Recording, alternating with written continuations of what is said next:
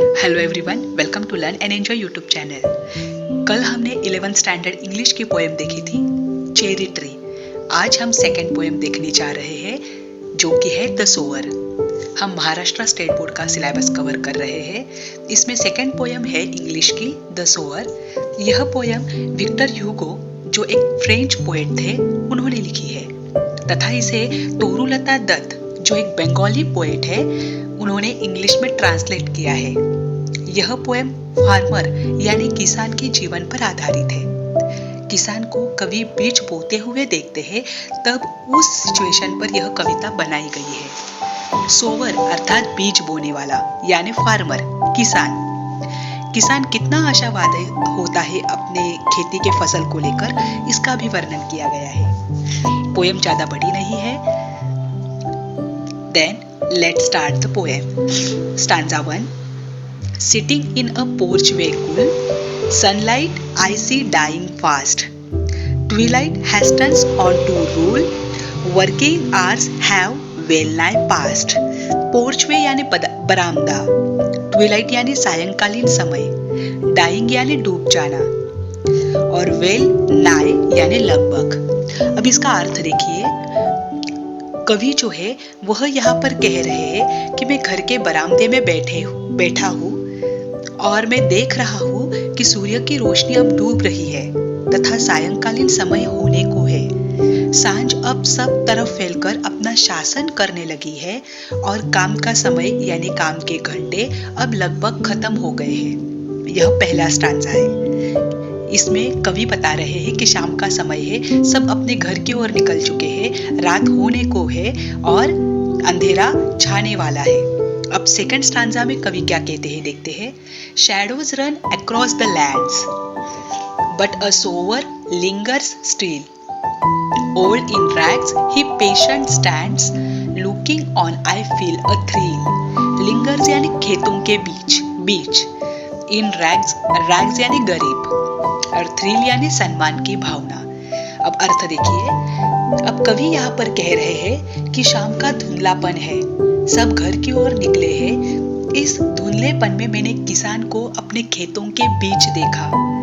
वह गरीब और बूढ़ा किसान है, लेकिन धैर्य पूर्वक चारों ओर की खेती को देख रहा है। किसान अब भी काम कर रहा है, इसलिए कवि आगे कहते हैं कि मैं किसान के प्रति सम्मान की भावना रखता हूँ। अब सब घर की ओर निकल चुके हैं, लेकिन किसान अब भी खेती में है। इस सेकंड स्टांजा में बताया है। Let's see the third stanza. Black and high his silhouette dominates the furrow's deep. Now to sow the task is set, soon shall come a time to reap.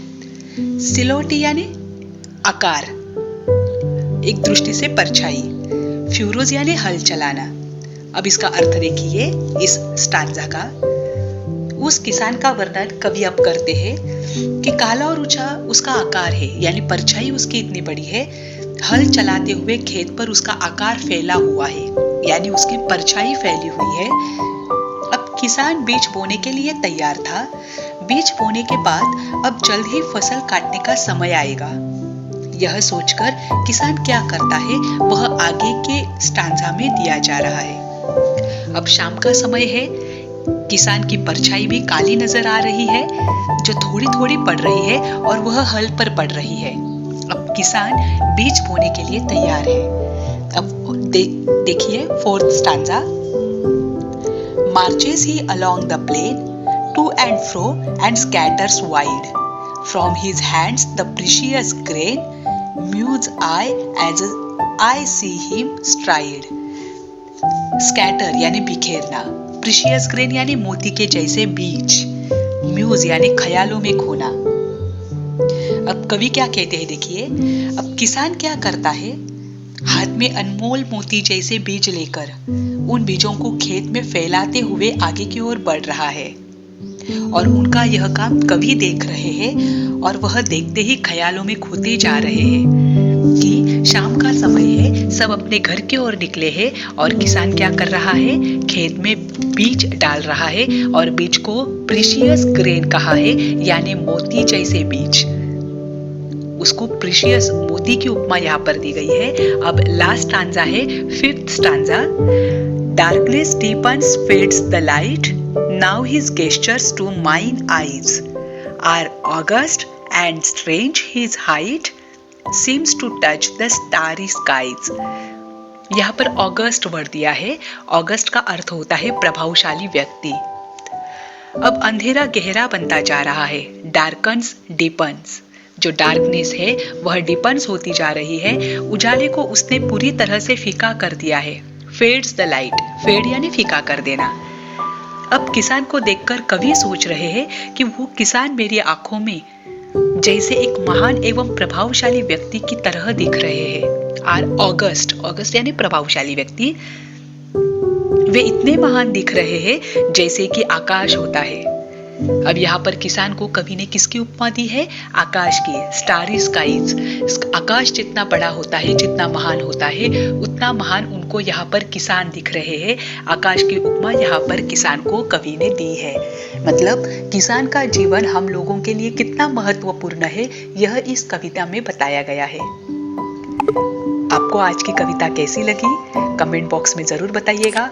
अगर आपने आज तक चैनल सब्सक्राइब नहीं किया है तो जरूर करिएगा, ताकि आपको आगे के नोटिफिकेशंस मिलते रहे। Thank you very much.